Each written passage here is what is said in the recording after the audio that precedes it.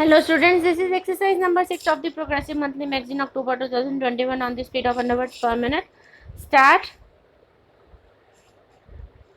Even people who do not believe in planning, they are becoming fewer and fewer. People who believe in what is called free enterprise are gradually realizing the limitations of free enterprise.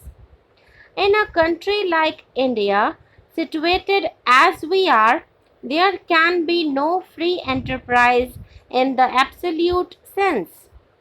In our circumstances, I am quite certain that with an unplanned free enterprise approach, we cannot make any progress at all.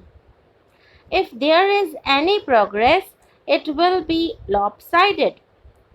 We can put up factories here and there, but it will result only in riches here and greater poverty there. That is not what India aims at. Further, the total wealth production of the country will not be as great as through planned effort.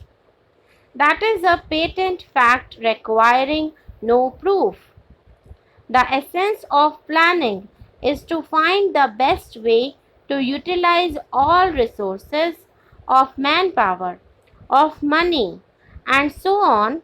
And the essence of free enterprise is to leave these things more or less to chance. Well, if chance is a more satisfactory way of dealing with the problems of life than carefully thought out methods, then of course there need be no planning at all. It means trusting to luck. It is the old idea of fate. This is no good. All over the world, the idea of planning is being appreciated more and more. For an underdeveloped country, particularly, planning is essential. It may not be so necessary in developed countries. They can perhaps do without it. But there is no other way but planning for an underdeveloped country like ours. Again, India is part of a region, South Asia, or a good part of Asia, which is more or less undeveloped. As a matter of fact, even the progress and development of India necessitates the development of the countries around India. I do not mean to say that we cannot develop unless those countries also develop, or that we should interfere with them. My point is that it is in our interest that other countries also develop.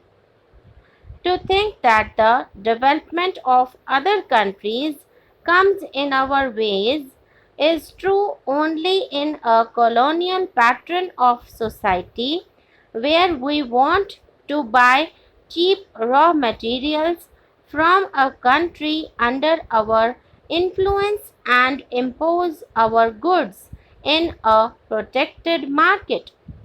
That does not apply to free countries.